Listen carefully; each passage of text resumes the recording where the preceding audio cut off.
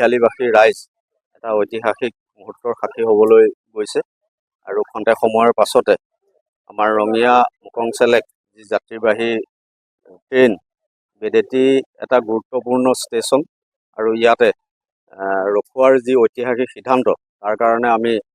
কেন্দ্ৰীয় চৰকাৰ আৰু ৰাজ্য চৰকাৰ লগতে আমাৰ ডক্টৰ হিমন্ত বিশ্ব শৰ্মা মুখ্যমন্ত্ৰী অসম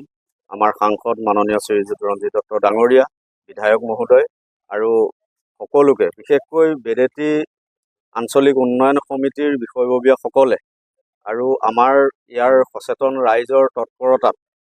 তেখেতসকলে আজি যি ঐতিহাসিক মুহূৰ্তৰ সাক্ষী হ'বৰ কাৰণে আমি সফল হ'লোঁ।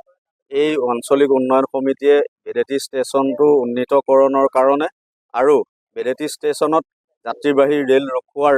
প্ৰতিবাদত এটা সময়ত তেখেতসকলে এটা আইনগত ৰোষত পৰিবলগীয়া হৈছিলে। আজি সেইসকল বিষয়ববীয়াক আমি ধন্যবাদ জনাইছোঁ। তেখেতসকলৰ ত্যাগৰ ফলত আজি পুনৰ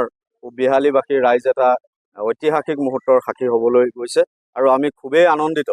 আৰু আমি খুবেই গৌৰৱান্বিত আৰু আপোনালোকৰ জৰিয়তে আজিৰ এই ঐতিহাসিক মুহূৰ্তৰ জৰিয়তে আমি চৰকাৰলৈ আহ্বান জনাম, আমি বিষয়ববীয়াসকললৈ আহ্বান জনাম ভৱিষ্যতে আমাৰ বেদেতি ৰেল ষ্টেচন